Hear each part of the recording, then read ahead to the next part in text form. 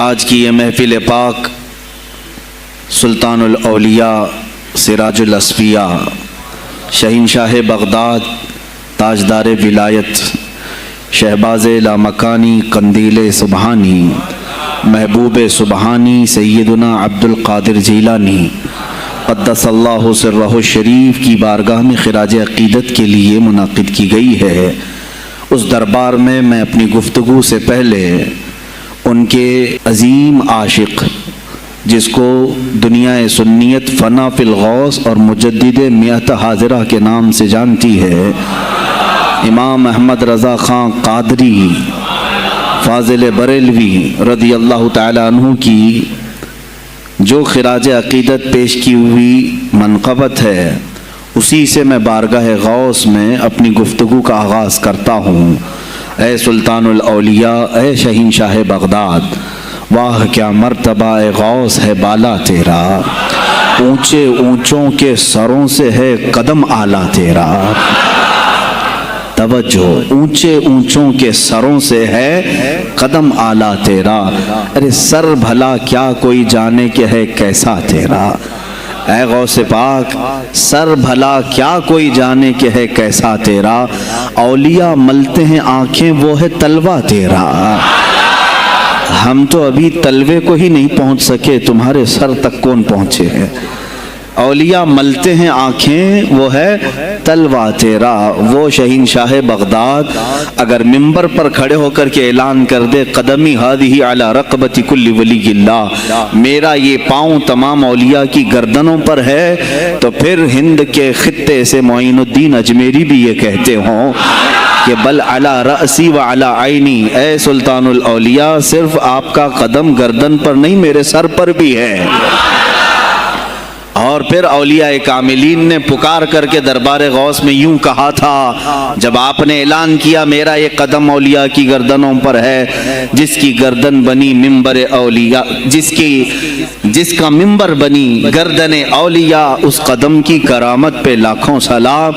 انہوں نے جب اعلان کیا تو کیا اولیاء کاملین نے جواب میں کیا کہا تھا؟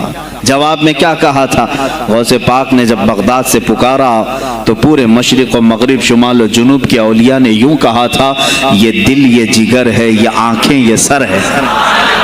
یہ دل یہ جگر ہے، یہ آنکھیں یہ سر ہے، جہاں چاہو رکھو قدم غوث اعظم۔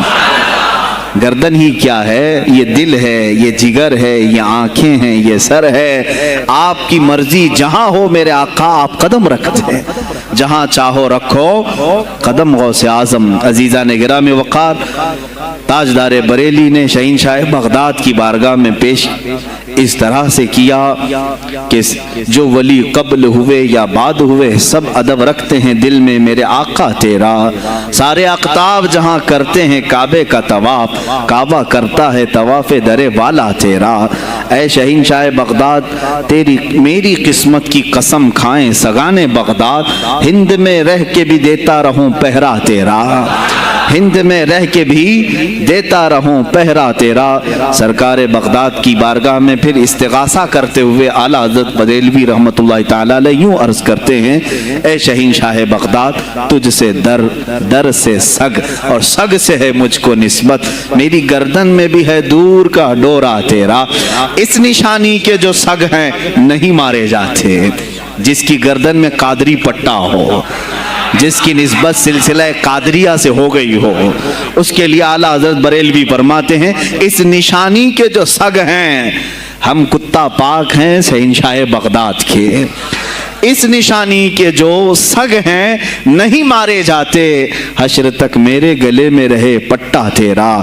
اور اے سننے والو، میں نے اپنے آپ کو سگ کہا، کتا کہا، تو کہیں تم اس خیال میں نہ آ جانا کہ کتا معمولی ہوتا ہے۔ آگے اعلیٰ حضرت نے اس کا بھی سوایہ کر دیا، کیا دبے جس پہ حمایت کا ہو پنجہ تیرا، کیا دبے جس پہ حمایت کا ہو پنجہ تیرا، ارے شیر کو خطرے میں لاتا نہیں کتا تیرا، شیر کی تک پرواہ نہیں کرتا غوث پاک کا کتا۔ تو میں نے اپنے آپ کو کتا کہا تو اس بھول میں نہ رہ جانا کہ کتے کو کوئی بھی مار لے جائے گا، اٹھا لے جائے گا۔ ہم نے کہا ہے دربار غوث کا کتا جو شیر کو بھی خطرے میں نہیں لاتا ہے۔ عزیزان گرامی وقار، بارگاہ غوث میں جو جھوم کر کے اشعار امام احمد رضا خان فاضل بریلوی رحمۃ اللہ تعالی علیہ نے بیان کیے ہیں، وہی ہماری گفتگو کا خلاصہ بھی ہیں۔ سرکار بغداد سیدنا عبد القادر جیلانی رضی اللہ تعالیٰ عنہ، یقیناً آپ کے ولی کامل ہونے پر تقریباً پوری امت کا اتفاق ہے۔ انہیں غوث اعظم بھی کہتے ہیں، استغاثہ بھی کرتے ہیں۔ یہ ایک الگ ٹاپک ہے جہاں شرک بدعت اور کفر کے فتوے لگتے ہیں کہ بریلوی اللہ کو چھوڑ کر اولیاء سے مانگتے ہیں، اور یہ بیویوں سے مانگ لیں تو کوئی حرج نہیں، ہاں اپنے بچوں سے مانگ لیں تو کوئی حرج نہیں، بلکہ چپراسی اور نیتاؤں سے مانگ لیں تو کوئی حرج نہیں۔ کسی صاحب نے آ کر کے مجھ سے کہا تھا آپ غوث اعظم کیوں کہتے ہیں؟ اعظم اللہ ہوتا ہے، سب سے اعظم غوث کہیں ٹھیک ہے۔ سلفی صاحب تھے، ہم نے کہا کہ آپ کو سرکار عبد القادر جیلانی کو غوث اعظم کہنے پر اعتراض ہے، لیکن ایک چوڑا چمار ملک کا پرائم منسٹر بن جائے تو اسے وزیر اعظم کہہ دیتے ہیں، کوئی دقت نہیں آپ کو، وہاں اعظم کہتے ہیں آپ، اعظم کہنے میں آپ کو وہاں جھجک بھی نہیں آتی، اور غوث پاک کو اعظم کہنے میں آپ کو شرم آنے لگتی ہے۔ یہ اپنے اپنے نصیبے کی بات ہے، آپ کا اعظم کوئی اور ہے، ہمارا اعظم کوئی اور ہے۔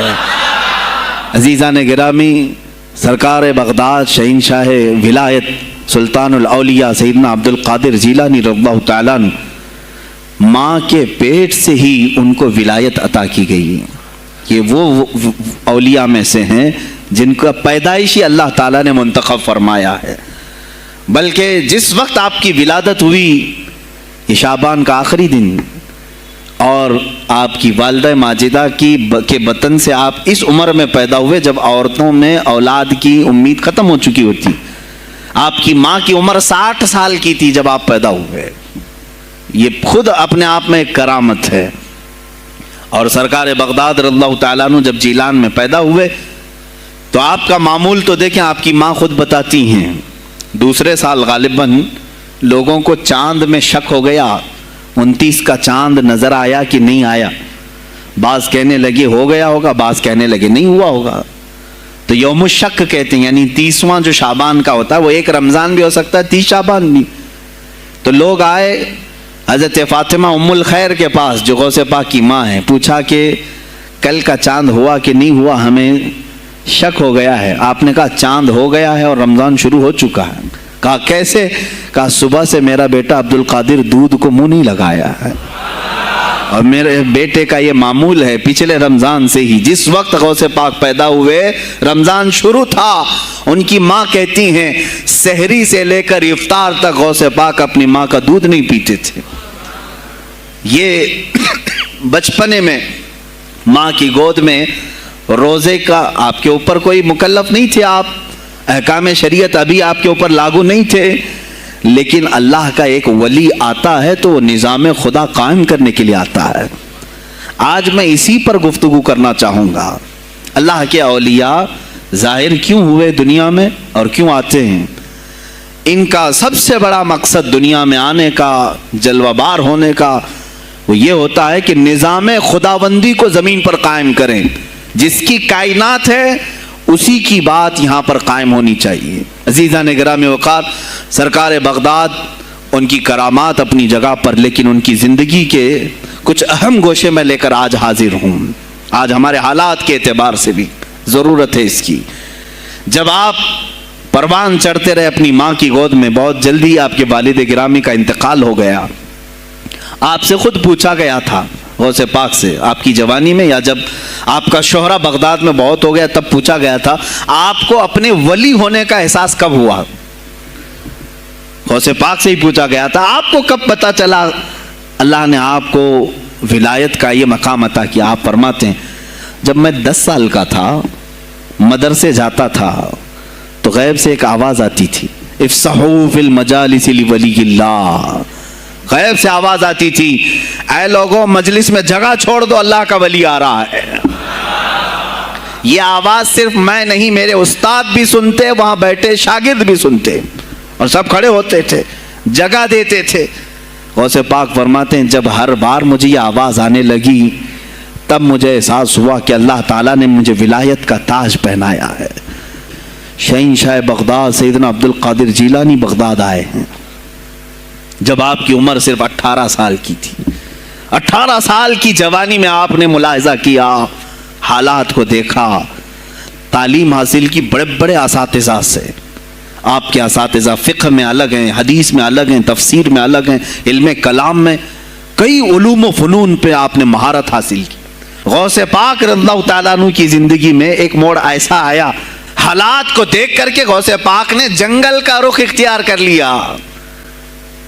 क्या लेना देना है इस दुनिया से। और आप खुद फरमाते हैं, मेरा इरादा हुआ जंगल में ऐसी जगह रहूं कि ना मुझे मखलूक देखे और ना मैं मखलूक को देखूं, इबादत में ऐसे मसरूफ हो जाऊं। जंगलों में आप इबादत करते रहे, लेकिन फरमाते हैं मुझे गैब से आवाज आई अल्लाह रब्बुल इज्जत की तरफ से, कहा ए बंदे कादिर, आपका नाम ही अब्दुल कादिर है, ए कादिर के बंदे, तुझे अल्लाह ने जंगलों के लिए नहीं बनाया, उम्मत मुस्तफ़ा की रहनुमाई कर, खल्क़े खुदा तुझसे नफ़ा हासिल करे, वापस आ जा। गौसे पाक फरमाते हैं मेरा इरादा तो था कि मैं अपनी ज़िंदगी अल्लाह की याद में फ़ना कर दूं, लेकिन मैं शहर सिर्फ इसलिए वापस आया कि जंगल में सिर्फ मेरी इस्लाह हो सकती है, शहर में पूरी उम्मत की इस्लाह हो सकती है। उलमा के लिए यही आज नसीहत है, तुम चाहे तो गद्दी नशीन बन जाओ, सज्जादा नशीन बन जाओ, झोली नशीन बन जाओ, जंगल नशीन बन जाओ। हो सकता है तुम्हारे अपने फ़ायदे के लिए तुम सोच सकते हो। मैंने अभी ये कहा, मेरे दिल में इरादा था कि गोशा नशीन होकर के अपनी इबादत करें, अपनी आखिरत की फ़िक्र करें। नहीं, उलमा को अल्लाह ताला ने इल्म अता किया है उम्मत मुस्तफ़ा की रहनुमाई के लिए, यह अमानत है, चाहें तो भी छुप ना सकें। अजीज़ा ने गिरामी वक़ार, गौसे पाक रज़ियल्लाहु ताला अन्हु वापस बगदाद आए। अच्छा, वो इतनी इबादतों के अरसे में जानते हैं कहाँ कहाँ का सफ़र नहीं किया उन्होंने, जंगलों का सफ़र, सहराओं का सफ़र, बयाबानों का सफ़र, यहाँ तक कि श्रीलंका की सरजमीन तक पहुँचे, मुल्तान तक आए। ये तारीख़ की किताबें बताती हैं आपने पैदल ये सारे सफ़र किए, फिर वापस उसी बगदाद आए जहाँ के हालात बड़े ही कशीदा थे। और खुलफाए वक्त के खिलाफ जुबान खोलना ये आग से खेलने के बराबर था, आग से खेलने के बराबर था। और सबसे बड़ा मसला तो गौसे पाक के लिए ये था कि आप बगदाद के नहीं थे, इराक के नहीं थे, आप जीलान से आए थे। जीलान ईरान में है।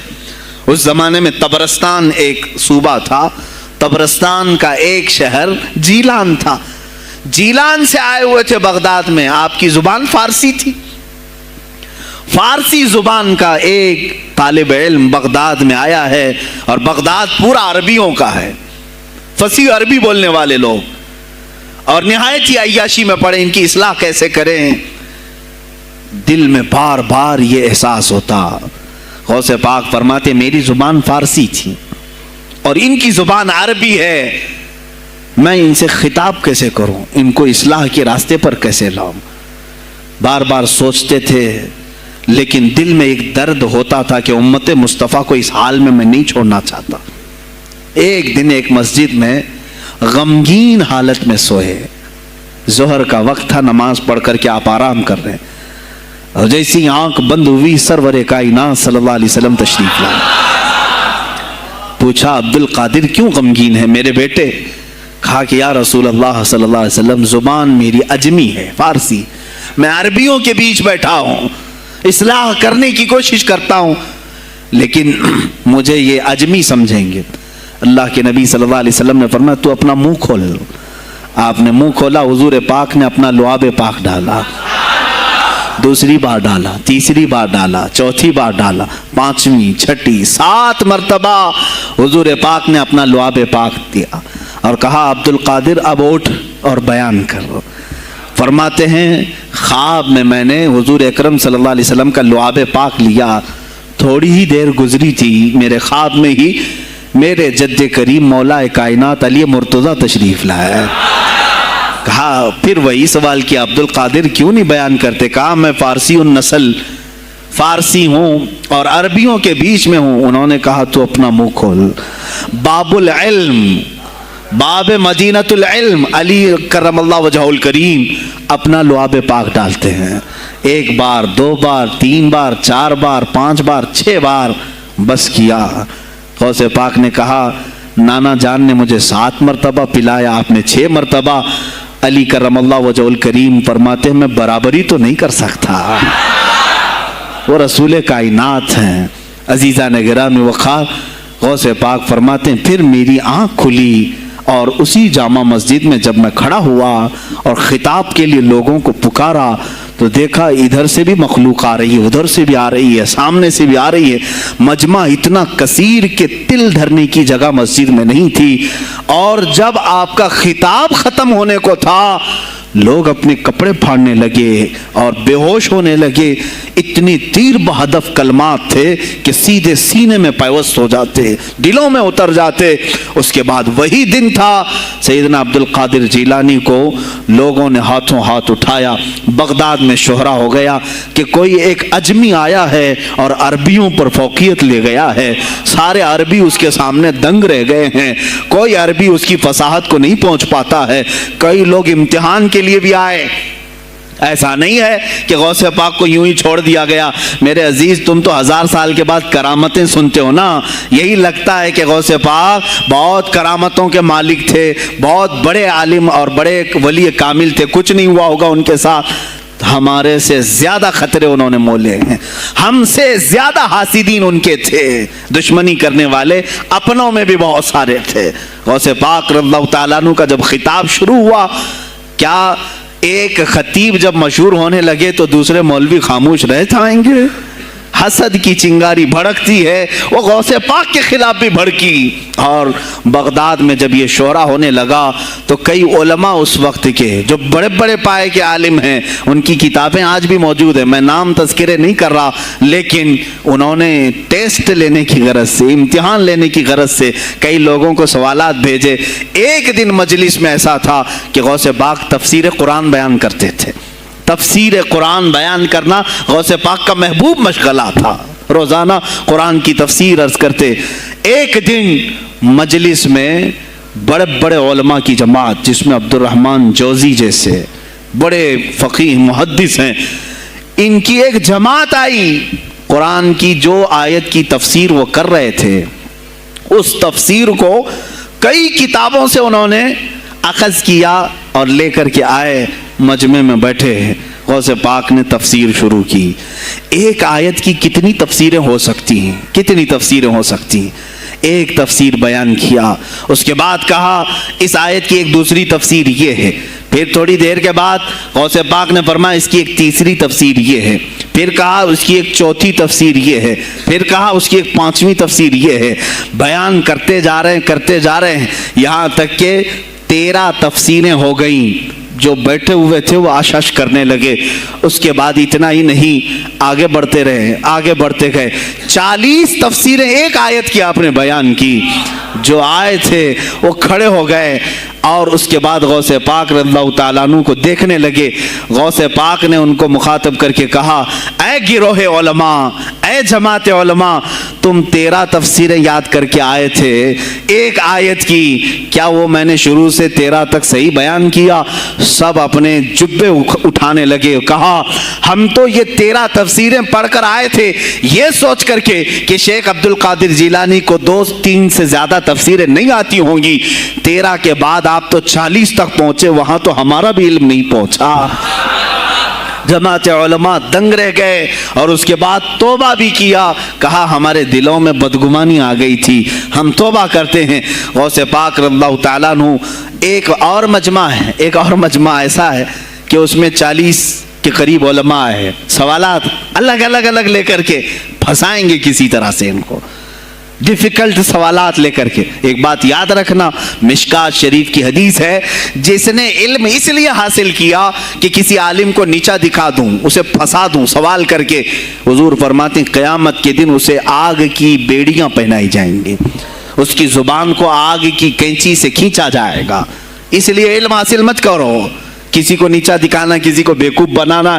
ایک کتاب کہیں سے پڑھ کر کے آئے، مولانا کے پیچھے پڑ گئے، یہ بتاؤ صحیح ہے کہ نہیں ہے، پھر اگر اس مولانا صاحب کے دماغ میں اس وقت وہ مسئلہ نہیں تھا، انہوں نے کہا نہیں معلوم، تو آپ کو لگا کہ ہاں میرے سے زیادہ تو ان کو بھی نہیں معلوم، تم نے تو ایک ہی چیز حل کر کے ان کے سامنے پیش کی ہے۔ عزیزان گرامی، اس طرح کی چیزیں ہرگز نہ کریں، یہ بہت بڑا گناہ ہے مغالطے میں ڈالنا۔ غوث پاک رضی اللہ تعالیٰ عنہ ایک جماعت سے خطاب کر رہے ہیں، 40 علماء آئے، الگ الگ سوالات نوٹ کر کے، میں یہ پوچھوں گا، تم یہ پوچھنا، تم یہ پوچھنا۔ غوث پاک رضی اللہ تعالیٰ عنہ نے اپنا خطاب کیا اور سوالات کے لیے اس دن محفل کا وقت ہی نہیں دیا، کہا آج سوالات کوئی نہیں کرے گا۔ وہ لوگ تو سوالات لے کر کے آئے تھے، سب مجمع میں خطاب کے بعد جس کو جو پوچھنا ہے آپ کہتے ہیں کہ پوچھ لو، اس دن کا کوئی نہیں پوچھے گا، آؤ صرف مصافحہ کر کے جاؤ، آؤ صرف مصافحہ کر کے جاؤ۔ تو یہ جو علماء کی جماعت تھی، ان کو بلایا، ایک آتے ان کو سینے سے سینہ لگاتے اور کہتے تیرا یہ سوال تھا، اس کا یہ جواب ہے۔ دوسرا آتا اس سے کہتے تو یہ گھر سے سوچ کے آیا تھا، تیرا سوال یہ ہے، اس کا جواب یہ ہے۔ اس طرح 40 سے مصافحہ کیا، معانقہ کیا، ان کے سوالات کے پوچھنے سے پہلے جوابات بھی دے دیے، اور اس کے بعد کہا کہ اے گروہ علماء، تم سوال کرتے اور میں جواب دیتا تو عبد القادر کی کیا اس میں خصوصیت تھی؟ تم سوال بھی نہ کرو، میں جواب دوں، تب پتا چلے گا کہ میں بندہ قادر ہوں، میں قادر کا بندہ ہوں۔ تم نے سوال بھی نہیں کیا اور میں جواب دوں تو تمہیں احساس ہوگا کہ میں قادر کا بندہ ہوں۔ اللہ رب العزت کا کی صفاتی نام ہے۔ عزیزان گرامی وقار، علماء نے تنگ کیا، پریشان کیا، آپ کے مجموعوں کو روکنے کی کوشش کی، لیکن ایسا نہیں ہے کہ غوث پاک نے ہر ایک کو اپنی کرامت سے زیر کر دیا ہو، ان علماء کو پورا سلا دیا ہو، نہیں، فیس کیا ہے، مقابلہ کیا ہے، پریشانیاں اٹھائی ہیں، اور خلفاء کے وقت کے سلاطین کی بھی بہت ساری ایسی سختیاں تھی جس کو آپ نے برداشت کیا۔ کئی لوگوں نے آپ پر پابندیاں لگانے کی کوشش کی تھی، یہ تو سرکار غوث پاک کی استقامت تھی کہ آپ جمے رہے۔ اور سب سے بڑا کام آپ کا کیا تھا معلوم ہے؟ خانقاہ کے گدی نشینوں، غور سے سنو، جو غوث پاک کا نام لیتے ہیں، سرکار غوث پاک رضی اللہ تعالیٰ عنہ کی اس صفت کو میں بیان کروں تو یہ بغلیں جھانکیں گے۔ ابھی غوث پاک نے سب سے بڑا کردار کیا کیا جانتے ہیں آپ؟ لوگ کہتے ہیں خانقاہی ماحول قائم کرنا ہے، اللہ اللہ کرو، تسبیح لو، دلوں کی صفائی کرو، سب صحیح ہے، لیکن غوث پاک نے تقریباً 25 سال صرف جہاد پر بیان کیا ہے، صرف جہاد پر۔ کہا کہ اے گروہ مسلمین، تم پر اللہ نے ذلت مسلط کر دی ہے، اس لیے کہ تم نے کوششیں ترک کر دی ہیں، حکومتوں کو صحیح کرنے کے لیے آپ نے باغ ڈور سنبھال لی تھی۔ غوث پاک جب بیان کرتے منبر سے تو وقت کا جو تخت تھا وہ بھی ہلنے لگ جاتا تھا۔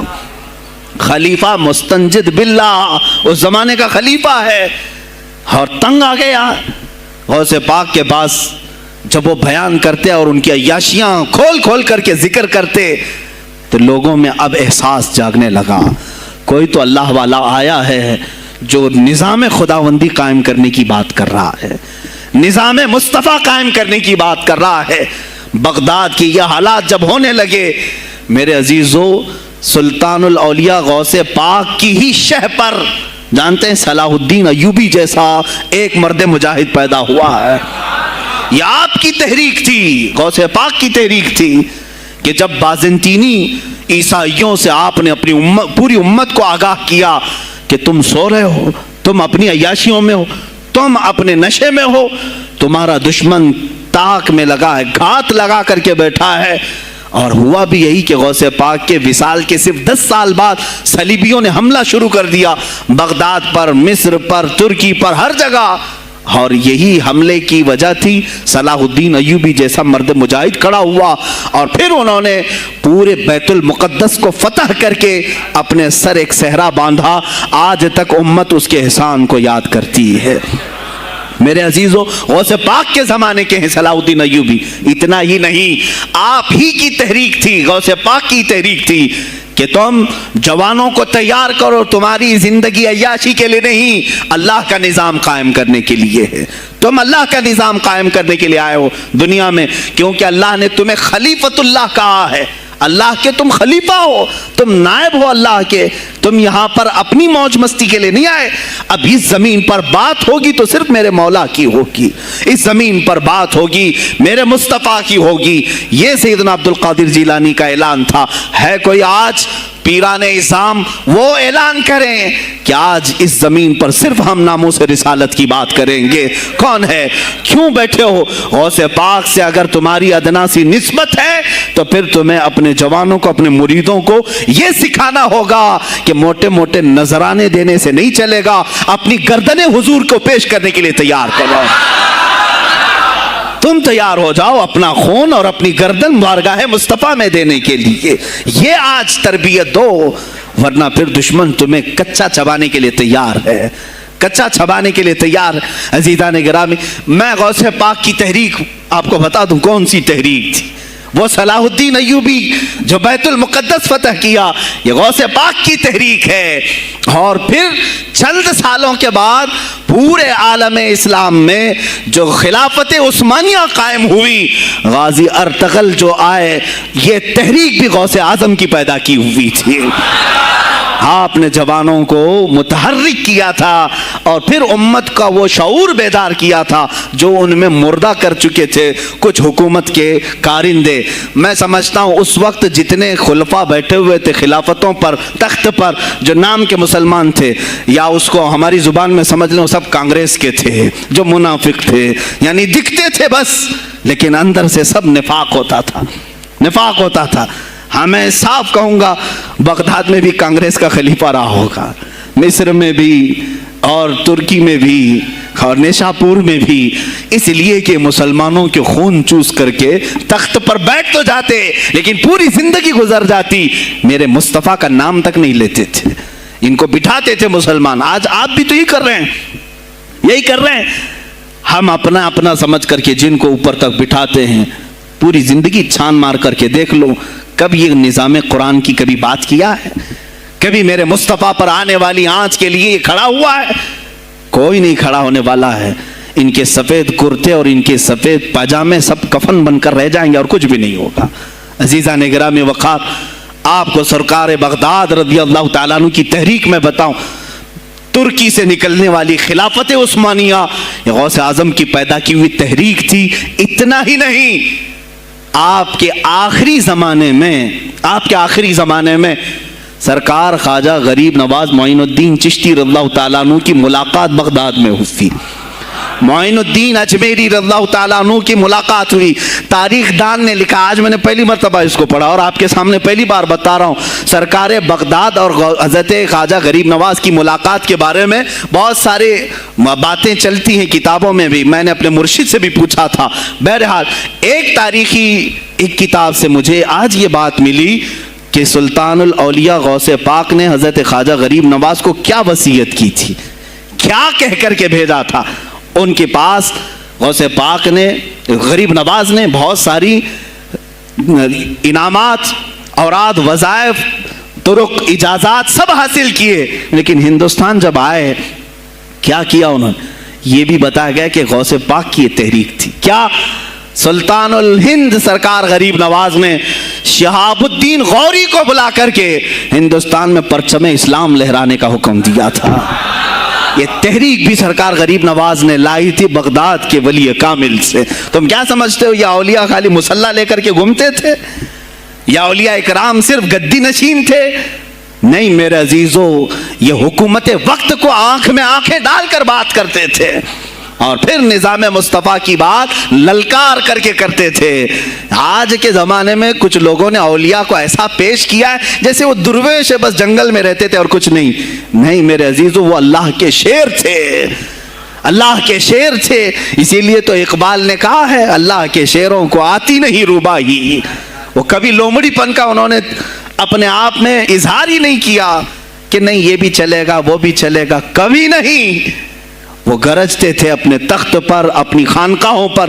دیکھیں خلیفہ مستنجد باللہ, ابو المظفر اس کو کہتے ہیں, بغداد کا وہ خلیفہ, عباسی خلیفہ, بڑا طاقتور, اور اسی کے زمانے میں غوث پاک ہیں. ایک فارس سے آنے والے اجمی عبد القادر، شیخ عبد القادر جب بغداد کی جامع مسجد میں بیان کر رہے ہوں، در و دیوار ہل رہے ہیں. وہ اپنے خلافت کے دربار میں بیٹھا ہے خلیفہ، اچانک بہت زور کی آواز آئی، پورے محل میں گونج گئی. پوچھا یہ آواز کیسی بغداد میں؟ لوگوں نے معلوم کر کے بتایا کہ شیخ عبد القادر جیلانی نے چھینک ماری، ان کے مریدوں نے صرف جواب دیا ہے. ان کو چھینک آئی تھی، جواب میں لوگوں نے یرحمک اللہ کہا، وہ خلیفہ وقت کے محل تک پہنچ گئی آواز. تو اس نے کہا یہ تو پورا ہلا دینے کی بات ہے. ایک بات یاد رکھو میرے عزیزو، آواز ہو سکتا ہے تمہاری مسجد سے باہر جائے نہ جائے، تمہاری آواز کا دار و مدار تمہارے گلے پر نہیں ہے. ایک بار تم پکارو گے، پہنچانا میرے مولا کا کام ہے. اب ہماری آواز کہاں کہاں تک پہنچتی ہے، کس کے ٹائر پھٹتے ہیں، یہ سب بات کی بات ہے. تم پکار کر کے تو دیکھو. اللہ رب العزت کے نام پر عزیزان گرامی وقار مستنجد باللہ آیا اور وہی کیا جو ہر عیاش کرتا ہے. ظاہر سی بات ہے مولوی صاحب کچھ لے دے کے چھوڑ دو، جان بخش دو، جاؤ کہیں بیٹھو، آپ اللہ اللہ کرو. کہاں یہ حکومت سیاست کی باتوں میں آپ آ گئے؟ چند دنوں پہلے میں نے بھی سیاست کی بات کی تو مجھے بھی ایک مشورہ ایسا آیا کہ آپ کو انٹرسٹ ہے MP بننے کا، MLA بننے کا؟ میں نے کہا مجھے انٹرسٹ تو نہیں ہے لیکن کرسی صاف کرنے کا انٹرسٹ بہت ہے. اس پر جو کچرا ہے اس کو صاف کرنے کا انٹرسٹ بہت ہے. انشاءاللہ العزیز وقت آئے گا وہ صاف ہوں گی بھی. عزیزان گرامی مستنجد باللہ 10 اشرفیوں کی تھیلیاں لے کر سونے کی غوث پاک کے دربار میں آیا. آپ مریدین کے ساتھ بیٹھے، ارے وہ حال و قال کی مجلسیں ہیں. مستنجد باللہ آیا، غوث پاک کی بارگاہ میں کہا کہ یہ حضور آپ قبول کر لیں، نذرانہ ہے. آپ نے کہا تو رکھ لے اپنا نذرانہ، تو اپنے پاس رکھ لے. کہا کہ ہدیہ قبول کرنا سنت ہے، آپ سنت کے خلاف کرتے ہیں. غوث پاک نے کہا اللہ ایک تھیلی لیا اور اپنے بغل میں دبا کر کے اس کو نچوڑنا شروع کیا تو اس سے خون ٹپکنا لگا. خون اتنا ٹپکنے لگا تو حاضرین مجلس دم بخود رہ گئے. خلیفہ مستنجد باللہ بھی دیکھ رہا تھا. غوث پاک نے فرمایا ابھی تو یہ ایک تھیلی ہے، میں 10 کو نچوڑوں گا تو یہ خون تیرے دربار تک پہنچ جائے گا، تیرے دربار تک پہنچ جائے گا. تو مجھے وہ اشرفیاں دینے آیا ہے جو تو نے غریبوں کے مال کو چوس کر کے حاصل کیا، تو مجھے خریدنے کے لیے آیا ہے. اگر مجھے تیرے خاندان کی حرمت کا خیال نہ ہوتا تو میں آج پورے بغداد کی نالیوں میں اسی کا خون بہاتا. خلیفہ مستنجد باللہ بے ہوش ہو گیا اور اس کے بعد جب ہوش آیا اس نے توبہ کیا اور آپ کے ہاتھ پر بیعت بھی کیا. اب اس کے بعد وہ خلیفہ ایسا پاک ہوا، نظر غوث جو پڑھی. اب اس کے بعد دربار خلافت کے حالات کیا ہو گئے سنیں. میں آج سیاست پر بات کر رہا ہوں. اب خلیفہ مستنجد باللہ کا دل جب صاف ہوا، 8 دن کے بعد وہ حاضر آیا. کہا سلطان الاولیاء اے شیخ عبد القادر جیلانی، آپ حکم فرمائیں کہاں کس طرح کا گورنر رکھنا چاہیے، گورنر کس طرح کا ہونا چاہیے آپ دیں. غوث پاک نے اپنے خلفاء کو حکم دیا کہ لسٹ بنائی جائے، اسلامی سلطنت میں گورنر کون ہوگا. لسٹ بنی. کہا وہ ہوگا جس کی تہجد قضا نہیں ہوتی، وہ گورنری پر آئے گا جو سنت رسول کو ہلکا نہیں سمجھتا ہوگا، وہ گورنری پر آئے گا جس کی نمازیں کوئی قضا باقی نہ رہی ہوں، اس لیے کہ جو اللہ کا قرضہ باقی رکھے گا وہ لوگوں کا بھی مال کھا جائے گا. آپ نے لکھایا نام، خلیفہ مستنجد باللہ نے آپ کے اشارے پر گورنر پورے تبدیل کر دیے. ہر جگہ پر ایسے لوگوں کو رکھا جو سرکار غوث پاک کے یا تو مرید تھے یا خلیفہ تھے یا شاگرد تھے، اور ان کے دلوں میں اللہ کا خوف تھا اور وہ پورے بغداد اور آس پاس کی سلطنتوں کو سنبھالے ہوئے تھے. ایک وقت ایسا آیا کہ وہی چند سال پہلے جو بغداد نشے میں ڈوبا ہوا تھا، 10 سالوں کے بعد لوگ کہنے لگے کہ آج بغداد ایسا لگ رہا ہے جیسے عمر بن خطاب کا زمانہ آ گیا ہو، عمر بن خطاب کا زمانہ آیا ہو. تم نے تو غوث پاک کی 11ویں کھائی ہے نا، اصلاح حکومت ان سے نہیں سیکھا. وہ آئے تھے نظام تبدیل کرنے کے لیے. آج میں علماء سے بھی یہی کہوں گا، تم حق بات تو پہنچاؤ قوم تک. آج حالات ایسے ہیں میرے عزیزوں، ڈر اور خوف ان کے سینوں پر طاری ہوا۔ کس بات سے ڈرتے ہو؟ کیا تم نے اللہ کی ذات پر ایمان نہیں لائے؟ یہ نہیں کہتے ہو موت و حیات اللہ کے ہاتھ ہے، رزق اللہ کے ہاتھ ہے، پھر ڈرتے حکومت وقت سے کیوں؟ مجھے ابھی چند دنوں پہلے ایک میسج یہ بھی آیا تھا کہ حضرت آپ تو پاکستان کے علامہ خادم حسین کی تعزیت پر بیان کر رہے ہو، آپ دیکھ نہیں رہے یہاں کا ماحول کیسا ہے؟ عزیزان گرامی، اس دن مجھے افسوس اس بات پر ہوا، سوال پر، ہائے افسوس، اس قدر تمہارے ضمیر مردہ ہو گئے، اس قدر تم بزدل ہو گئے، لاکھوں لوگوں کے دلوں میں شمع عشق مصطفیٰ جگانے والے پر تمہاری زبان بند ہے، تمہاری زبان بند ہے۔ میں نے صرف ایک جملہ کہا، کوئی فرق نہیں پڑتا، میں اس ملک میں رہ رہا ہوں جہاں کا پرائم منسٹر ایک سور خبیث فرانس کے صدر کے لیے ٹویٹ کر سکتا ہے، تو میں پڑوسی ملک کی کسی عاشق رسول کی تعزیت کیوں نہیں کر سکتا؟ کیوں نہیں تعزیت کر سکتا؟ اگر ہندوستان کی تخت پر بیٹھنے والے کو فرانس کے صدر سے کوئی دلی عشق ہے، محبت ہے، تم اس کی معشوقہ ہو یا محبوبہ ہو، مجھے فرق نہیں پڑتا، لیکن اتنا ضرور ہے عاشق رسول مشرق میں ہو، شمال میں ہو، جنوب میں ہو، مغرب میں ہو، جب اس کی روح جائے گی تو ہماری بھی روح تڑپے گی۔ ہماری ڈور بندھی ہوئی ہے مدینۃ الرسول سے۔ میرے آقا صلی اللہ علیہ وسلم کی جو بات کرے گا وہ پھر کسی بھی ملک کا باشندہ ہو۔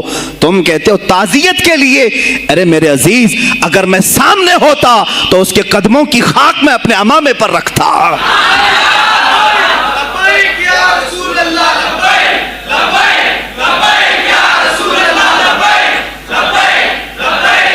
عزیزان گرام وقار، یہ بہت خاموشی ہم نے اختیار کی، بہت خاموشی، کوئی بات نہیں۔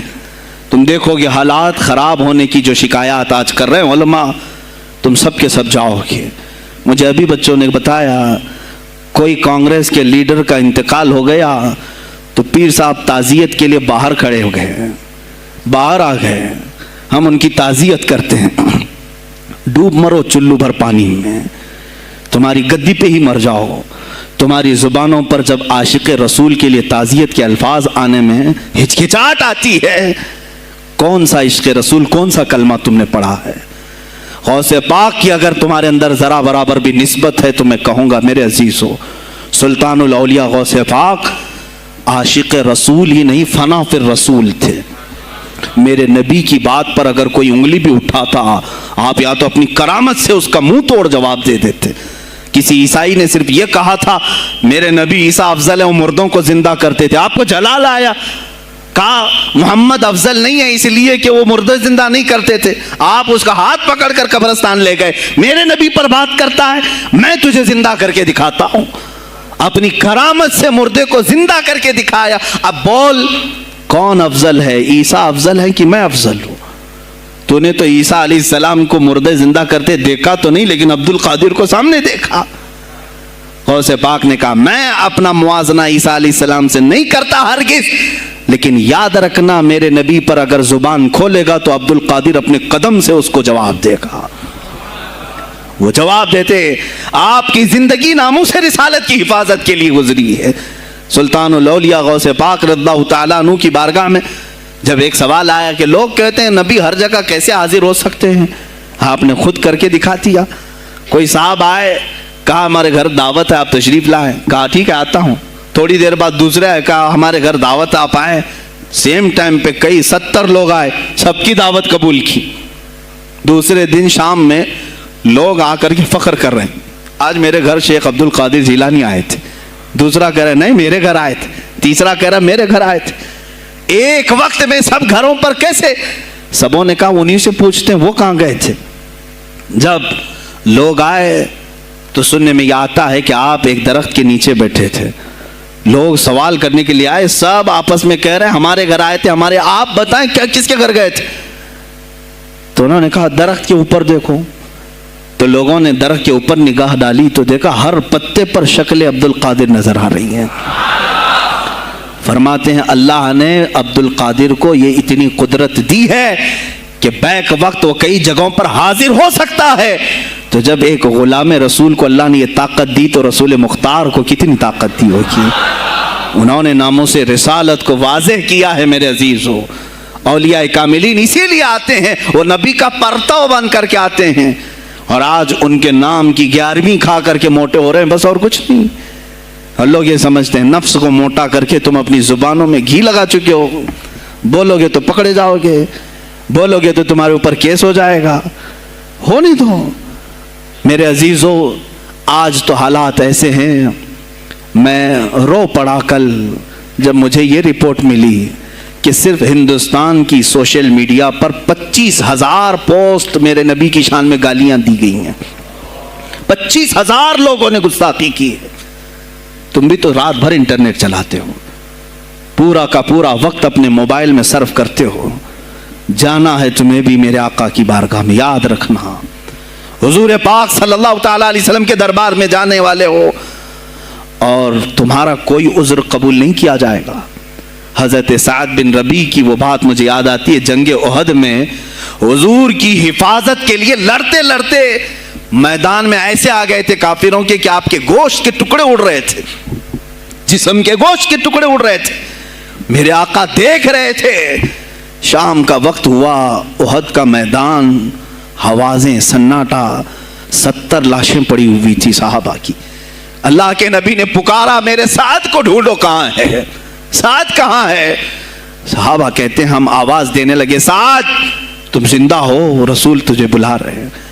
حضرت سعد بن ربیع 7 لاشوں کے نیچے دبے ہوئے تھے اور سانسیں بھی چل رہی تھی, سانسیں چل رہی تھی. صحابہ نے جب آواز دینا شروع کیا کہ رسول پاک یاد کر رہے ہیں, وہیں سے وہ حرکت کرنے لگے. اندر سے آواز دی, اے جوانوں سعد زندہ ہے, میں یہاں لاشوں کے نیچے دبا ہوا ہوں. ہٹائی گئی لاشیں تو دیکھا ان کے جسم میں کچھ بچا ہی نہیں تھا, کچھ نہیں تھا, سب پھٹ چکا ہے. پیٹ کو تک چاک کیا گیا ہے, سانسیں باقی. سعد بن ربیع کہتے ہیں, اے صحابہ شاید میں رسول اللہ تک نہیں پہنچ پاؤں گا, حضور اونچے ٹیلے پر بیٹھے ہوئے ہیں, شاید نہیں پہنچ پاؤں گا, میرا سلام میرے نبی تک پہنچا دینا, حضور تک پہنچا دینا. لیکن آنے والوں کو کیا کہا جانتے ہیں؟ میں اے جوانوں تم سب سے کہوں گا آج کے حالات میں.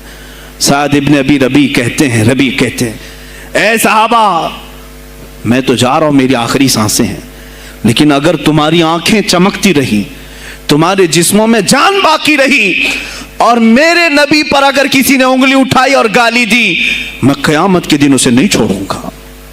اور یاد رکھنا اللہ کی بارگاہ میں تمہارا کوئی عذر قبول نہیں کیا جائے گا اگر تمہارے جیتے جی تمہارے نبی کی ذات پر کسی نے کیچڑ اچھالا.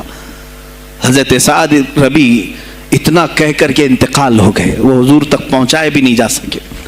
اے میرے عزیزو, اے جوانوں, تم کیا سمجھتے ہو کہ تم دنیا سے اسی طرح نکل جاؤ گے؟ قرآن میں بھی اللہ نے کہا, ام حسبتم ان تدخلوا الجنت, تم یہ سوچ کر کے بیٹھے ہو کہ ہم جنت میں چلے جائیں گے, پیر صاحب کا دامن پکڑ لیا ہے, مجھے تو جانا ہی ہے جنت میں, پیر بخشوا دیں گے ہمیں. تم برس میں 1 مرتبہ 11ویں کر کے اور فاتحہ نیاز کر کے سمجھتے ہو اسلام کا حق ادا کر دیا. یہاں تمہارے نبی کی عظمت پر روز بروز حملے ہو رہے ہیں. آج کفر کھل کر کے آیا ہے سامنے, نہیں دیکھتے آپ؟ کفر کھل کر کے سامنے آیا ہے تعصب کے ساتھ. ہر شہر میں جاتے ہوئے گنڈے للکار رہے ہیں اسلام کے خلاف ہمارے ملک میں. اگر میں کھل کر کے آیا تو میرا کیا جرم ہے اس میں, میرا کیا قصور ہے اس میں کہ آپ بھی میں نہ بولوں؟ ہاں آج تمہارے پاس طاقت ہے, پاور ہے, جو کچھ بھی حسر اور رسوخ ہے, اس سے زیادہ کیا کرو گے کہ تم مجھے جیل میں بند کر دو گے؟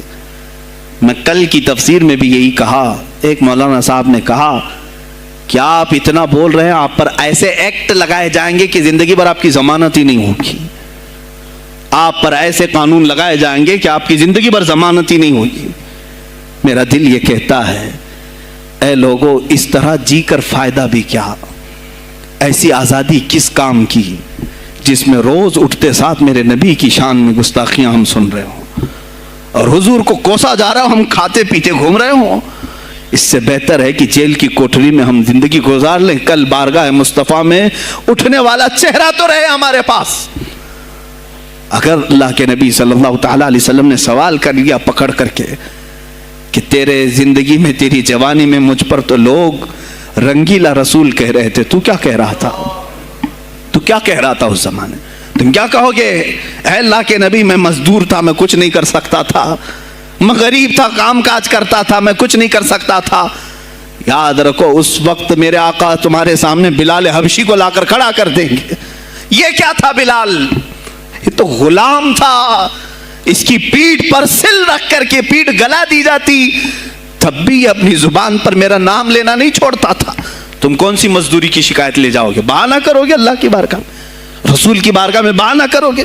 اے گروہ علماء، تم کو اللہ نے ممبر دیے ہیں خطابت کے لیے، اللہ نے اپنے رسول کا ممبر تمہیں دیا ہے، اس لیے نہیں کہ تم حکومت کی خوشامدی کرو، تم اپنے وقت کے طاغوتی قوتوں کی خوشامدی کرو، اس لیے نہیں، بلکہ آج تم سے قوم مصافحہ کر کے ہاتھ چومتی ہے صرف اس لیے کہ تمہاری زبان پر نام مصطفیٰ ہے۔ آج علماء کی جو عزت ہے صرف اس لیے، تمہاری پگڑیاں تمہارے جبے دیکھ کر کے قوم عزت نہیں کرتی، صرف اس لیے ان کے دلوں میں تم مچلتے ہو کہ تم مصطفیٰ کریم کی باتیں کرتے ہو۔ علماء کو جاننا چاہیے کہ تمہاری عزت نبی سے وابستہ ہے۔ آبرو ماذا نام مصطفیٰ است، ہماری آبرو، اقبال نے کہا تھا ہماری آبرو نام مصطفیٰ سے وابستہ ہے۔ اگر اسی نام کو کسی نے چھیڑا تو پھر ہمارا جی کر مطلب کیا ہے؟ ہم کس کام کے؟ میں ایک مثال سے سمجھاتا ہوں۔ مسجد ہے، دیوار کے پینٹ کو اگر کسی نے کھرچ لیا تو ہو سکتا ہے معاف کر دیں، ہم اس کو چھوڑ دیں۔ کسی نے لکیر نکال دی دیوار پر، ہم چھوڑ دیں اس کو، لیکن میاں وہ ہمارے سامنے آ کر پلر ہلانے لگ گیا اور مسجد کا یہ پلر توڑنے لگ گیا، خاموش بیٹھو گے؟ اور اگر تم خاموش بیٹھے تو اس کا انجام کیا ہوگا؟ اس نے پلر ہلایا تو صرف پلر نہیں ٹوٹے گا، یہ چھت پورا سب کے اوپر گرے گا۔ آج ظالم کفار پورے تمہاری جڑ کو ہلا رہے میرے نبی کی ذات کو، سیدھے مصطفیٰ کریم کی ذات کو ہلا رہے ہیں۔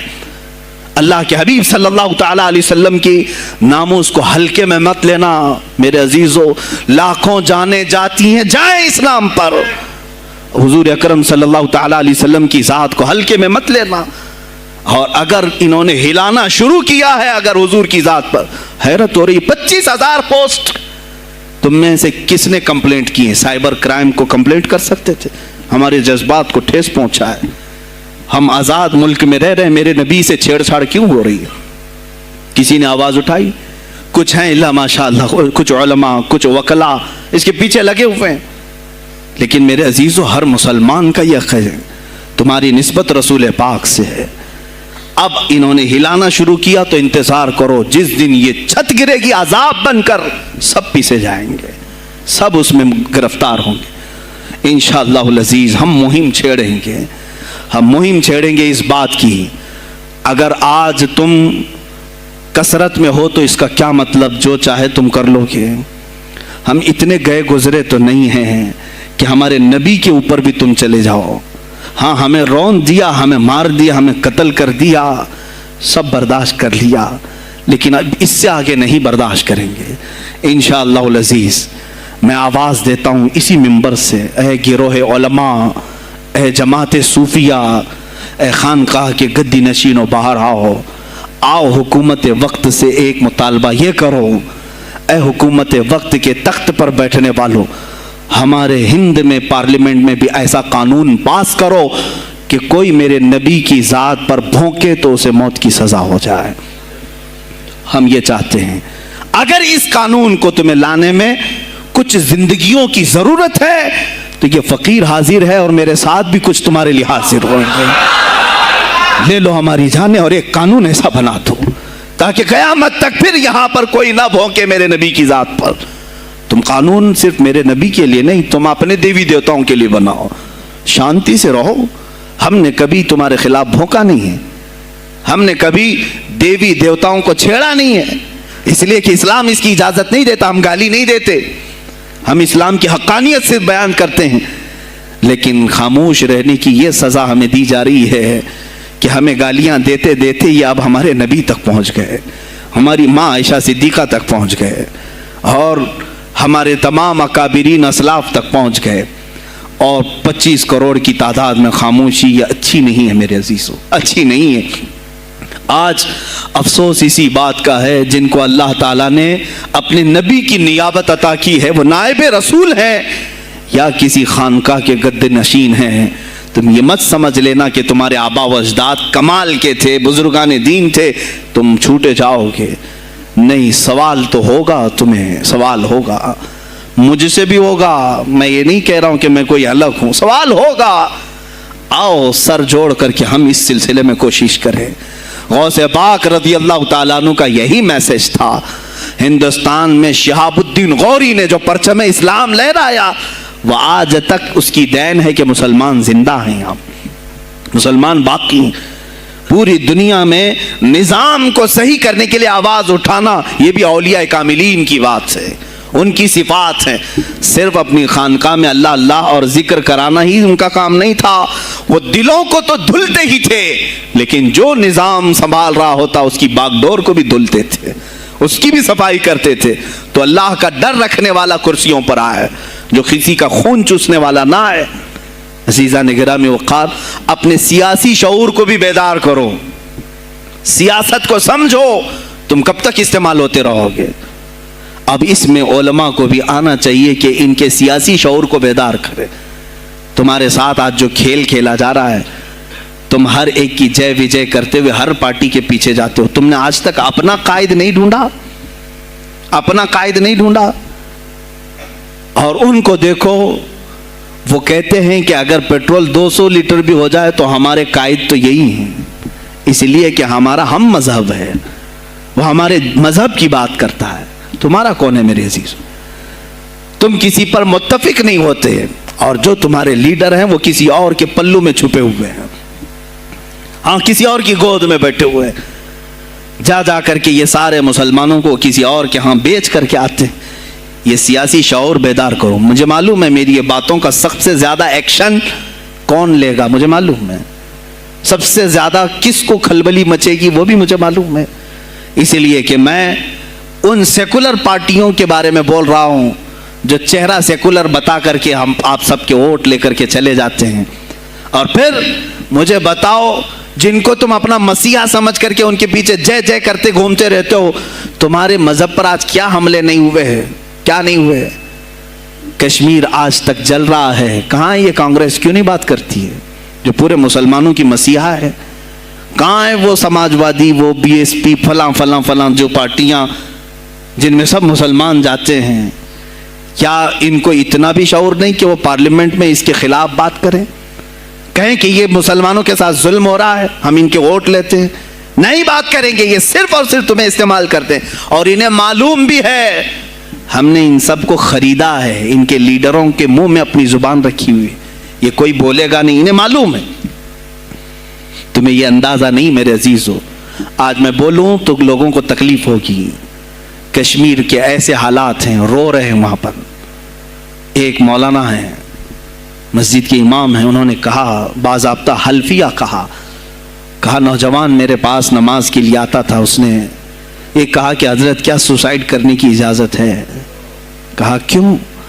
کہا میرے گھر میں کچھ لوگ داخل ہوئے، میں ان کا نام ذکر نہیں کر رہا ہوں، کچھ لوگ داخل ہوئے، مجھے ہاتھ باندھ کر کے کھڑا کیا، میری ماں اور میری بہن کو ننگا کیا، میرے سامنے کپڑے اتارے اور ان کی عزت لوٹی، اور اس کے بعد مجھے ہاتھ کھول کر کے چھوڑ دیا۔ مجھے بتائیں اس کے بعد بھی جینے کا کوئی مقصد رہتا ہے؟ مجھے بتائیں اس کے بعد بھی جینے کا کوئی حاصل ہے؟ یہ سب تمہارے ساتھ بھی ہوگا۔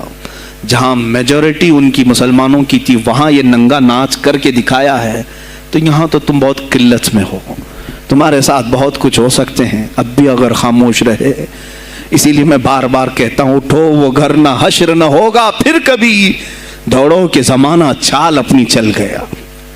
تم اپنی سیاست کو منتخب کرو، تم اپنی قیادت کو منتخب کرو، اور اگر ابھی بھی سیاسی لاشعوری کی زندگی گزارتے رہو گے، لقمے بنتے چلے جاؤ گے، یہ کھاتے چلے جائیں گے۔ بات میں سلطان الاولیاء غوث پاک کی کر رہا تھا، لیکن مجھے یہ حالات پر گفتگو ضرور کرنی ہے، اس لیے کہ مجھے معلوم نہیں ہے کہ میری زبان پر کب تالے لگائے جائیں گے یا میری گردن پر کب چھری پھیری جائے گی، مجھے اس کا اندازہ نہیں. لیکن اے مسلمانوں، تم میری ذات سے الجھتے ہو تو الجھ جاؤ، مجھے اگر بلیم کرتے ہو، تانے مارتے ہو تو مار لو. چند دنوں کی بات ہے، جب تک میری سانسیں چل رہی ہیں تب تک مجھے گالیاں دو گے، لیکن جس دن میں بھی دنیا سے جاؤں گا اس دن تم ہماری باتیں یاد رکھو گے، اس دن یاد کرو گے. مجھے اپنے بچوں کو یہی بتانا ہے کہ اب وہ دور آیا ہے جہاں ممبروں سے بھی بولنے میں اب گھبراہٹ ہے. لوگ اپنے خوف کے مارے ایسے ہیں کہ اپنی روزی روٹی کے چکر میں میرے مصطفیٰ کی گالیاں سننا برداشت کر رہے ہیں. دیتا ہے دینے دو نا، ہمارا کیا بگڑتا ہے. اس پوزیشن میں تم آئے ہو آج، تمہارا امام جب اتنا بزدل ہے تو تمہارے دلوں میں کون سا ایمان باقی رہ جائے گا.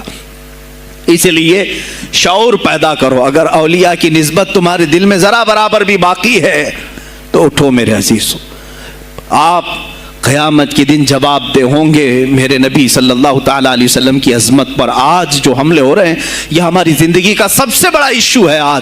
آج مطالبے کرو، مانگو تو کس چیز کو مانگو؟ بس یہ ہے کہ میری نبی کی عزت سلامت رہے، مجھے دنیا میں اور کچھ نہیں چاہیے. اتنا مطالبہ تو کر سکتے ہو، اتنا مطالبہ کرو، اور پھر دیکھو میرے مصطفیٰ کی طرف سے انعام کیا ملے گا، اللہ کی طرف سے انعام کیا ملے گا. ارے وہ مرد قلندر جو پاکستان میں ابھی شہید ہوا، کس بات کا اعلان کرتا تھا، کس کو پکارتا تھا، کس کو للکارتا تھا؟ صرف یہی تو بات کرتا تھا کہ تاجدار ختم نبوت. اور میدان میں معذوری کے ساتھ بھی آ کر کہتا تھا لبیک یا رسول اللہ، اے اللہ کے رسول میں حاضر ہوں، میں حاضر ہوں، اپنی جان لے کر آیا ہوں. اور تم یاد رکھنا تمہاری ٹانگیں تو سلامت ہے، کل بروز قیامت ہو سکتا ہے تمہارا سامنا اس خادم حسین سے ہو، تمہاری ٹانگیں دیکھ کر کے پوچھی جائیں گی. معذور ہونے کے بعد جب کوئی میدان میں میرے نبی کی عظمت پر پہرا دینے کے لیے آ سکتا ہے تو تم نے اپنی ٹانگیں کس کام کے لیے رکھی تھی؟ میرے عزیزوں، میں نے جتنی طاقت مجھے اللہ نے دی میں بول رہا ہوں، اب اس کے بعد کا محاذ تمہیں سنبھالنا ہے، آگے کی ہماری فکروں کو تمہیں لے جانا ہے. شاید اس زمانے میں ہم جی رہے ہیں جہاں اتنی آزادی نہیں ہوگی. چھوٹی سی بات کو آج بہت بڑا بنا کر کے اسے ختم کیا جاتا ہے، لیکن مجھے اندازہ ہے اس بات کا، ہندوستان کی آزادی میں بھی میرے اکابرین میں 30,000 علماء نے اپنی جانیں دی ہیں. کشمیر سے لے کر دلی تک ہر درخت پر ایک عالم کی لاش لٹکی ہوئی تھی. ان کی جانیں، ان کی قربانیاں رائیگاں نہیں گئیں. 70 سال سے ہم مزے لے رہے ہیں، ان کی قربانیاں ہیں یہ. علامہ فضل حق خیر آبادی کو انڈمان نکوبار پوری زندگی کے لیے قید کر کے ختم کر دیا گیا، مزار بھی وہیں پر ہے آج. تو آج مجھے اندازہ ہے اگر میں نے اس بات کی شروعات کی ہے، ہو سکتا ہے یہ جو کچھ بھی ہمارے ساتھ کریں، لیکن مجھے میرے رب ذوالجلال کی ذات پر یقین ہے. میں یہی کہوں گا، اے اللہ، اگر ہمارے مقدر میں شہادت ہے تو اس سے بہتر کوئی اور موت ہے نہیں. اے رب ذوالجلال، اس حالت میں دنیا سے اٹھا جب تو ہم سے راضی ہو. اگر تو نے ہمارے لیے ایک لمحے کے لیے بھی ناراضی ہے، مولا پھر ہمیں مہلت دے دے کہ تجھے راضی کر کے جائے، تجھے راضی کر کے جائے. میرے مصطفیٰ صلی اللہ تعالیٰ علیہ وسلم کو قبر میں ہمیں دیکھنا ہے، اس لیے ہم قبر میں جا رہے ہیں، لیکن اس حال میں دنیا سے جائیں کہ ان کی عظمت پر کچھ بول تو سکیں، ان کی ناموس پہ کچھ کر تو سکیں. عزیزان گرامی، سلطان الاولیاء شہنشاہ بغداد رضی اللہ تعالیٰ عنہ کی ذات پر جو ان کی کرامات ہیں وہ ساری چیزیں پھر کبھی میں ذکر کروں گا. آج اسی پر میں اختتام کرتا ہوں. اسی پر جیو اور اسی پر مرو. انہیں جانا انہیں مانا، نہ رکھا غیر سے کھا. للہ الحمد میں دنیا سے مسلمان گیا. آج لے ان کی پناہ، آج مدد مانگ ان سے، پھر نہ مانیں گے قیامت میں اگر مان گیا. اس لیے کہ رسول پاک صلی اللہ تعالیٰ علیہ وسلم کے سوا کوئی اس قیامت کے میدان میں تمہارا دستگیر نہیں ہے. جب تک وہ تیری سفارش نہ کریں، اللہ بھی تجھ سے کلام کرنے والا نہیں ہے. جب امام اہل سنت نے یہاں تک کہہ دیا خلیل و نجی مسیح و صفی سبھی سے کہیں نہ بنی، یہ بے خبری کی خلق پھری کہاں سے کہاں تمہارے لیے. رسول پاک ہی کے لیے، تم وہاں پر بھی اٹھائے جاؤ گے۔ میں یہی میسج دے کر کے جاؤں گا جو میرے مرشد گرامی نے آخری وقت دیا تھا، زندگی یہ نہیں کسی کی کسی کے لیے، زندگی ہے نبی کی نبی کے لیے۔ نا سمجھ مرتے ہیں زندگی کے لیے، نا سمجھ مرتے ہیں زندگی کے لیے، جینا مرنا ہے سب کچھ نبی کے لیے۔ بلحوث سن، سیم و زر کی بندگی اچھی نہیں۔ بلحوث کہتے ہیں ہوس کا پجاری، خواہشات کا پجاری۔ میرا مرشد یہ کہہ کر گیا ہے ہمیں، بلحوث سن، سیم و زر کی بندگی اچھی نہیں، ان کے در کی بھیک اچھی، سروری اچھی نہیں، ان کے در کی بھیک اچھی، سروری اچھی نہیں۔ اور کہتے ہیں جو پیا کو بھائے اختر وہ سہانا راگ ہے، جو پیا کو بھائے اختر وہ سہانا راگ ہے، جس سے ناخوش ہو پیا وہ راگنی اچھی نہیں۔ جو میرے نبی کو نہ پسند آئے وہ بات ہی اچھی نہیں، جو میرے نبی کو نہ پسند کام ہو وہ کام ہی اچھا نہیں، جس سے ناخوش ہو پیا وہ راگنی اچھی نہیں۔ وآخر دعوانا الحمدللہ رب العالمین۔ السلام علیکم۔ اے اللہ ہم سب یہاں پر تیرے دربار میں حاضر ہیں، کھڑے ہیں، ہم سب کو بری شرارتوں سے محفوظ فرما، نفس امارہ کی بدکاریوں سے بچا، شیطانی وساوس سے بچا۔ اے اللہ ہم سب کو صراط مستقیم پر چلا۔ خلاق العالمین ہماری یہ جو کچھ بھی زندگی گناہوں کی نظر ہو گئی ہے، ہم سب کو پاک و صاف کر کے تیرے حبیب پاک کی عظمت پر پہرا دینے والی بنا دے۔ اے الہ العالمین ہم نسبت میں قادری ہیں مولا، قادری کر، قادری رکھ، قادریوں میں اٹھا۔ قدر عبد القادر قدرت نما کے واسطے، قدر عبد القادر قدرت نما کے واسطے مولا دنیا میں بھی ان کے غلاموں میں شامل رکھ، قیامت میں ان کی مریدوں میں حشر فرما۔ اے رب ذوالجلال احسن الخالقین ہماری اس فاتحہ کا ثواب آج خصوصاً بالخصوص امیر المجاہدین حضرت علامہ خادم حسین رضوی رحمۃ اللہ علیہ کی روح کو نظر قبول فرما مولا، ان کا نعم البدل امت کو عطا فرما۔ اے رب ذوالجلال ہم میں کوئی مرد مجاہد پیدا کر، اے اللہ ہم میں کوئی مرد مجاہد پیدا کر کہ ہماری بزدلیاں دور ہو جائیں مولا، ہماری خانقاہوں کو صحیح فرما دے، ہمارے علماء کے سینوں کو ایمان سے بھر دے مولا، ان کی زبانوں میں قوت عطا کر مولا، سب کو ایمان پہ استقامت عطا فرما مولا، ان بچوں کو غازیان اسلام بنا دے، تیرے حبیب پاک پر مر مٹنے والا نفس عطا فرما۔ الہ العالمین ہم سب کو آخری سانس تک تیرے نبی سے وفا کرنے کی زندگی عطا مولا، ہم سب کو بے وفائی سے بچا لے مولا، ہم سب کو بے وفائی سے بچا لے، اے اللہ ہم سب کو بے وفائی سے بچا لے۔ الہ العالمین تیرے حبیب پاک کا واسطہ ہم سب کو ہر طرح کے کفار و مشرکین کے شر و فساد سے محفوظ کرو، اسلام و سنیت کا بول بالا فرما، کفر و شرک کا منہ کالا فرما۔ ان اللہ و ملائکتہ یصلون علی النبی یا ایھا الذین آمنوا صلوا علیہ وسلموا تسلیما۔ اللهم صل على سيدنا مولانا محمد معدن الجود والكرم وآله وأصحابه الكرام ابنه الكريم وآله وسلم۔ سبحان ربك رب العزة عما يصفون وسلام على المرسلين والحمد لله رب العالمين۔ جب دمیں واپسی ہو یا اللہ، جب دمیں واپسی ہو یا اللہ، لب پہ جاری ہو بس لا الہ الا اللہ محمد رسول اللہ صلی اللہ علیہ وسلم۔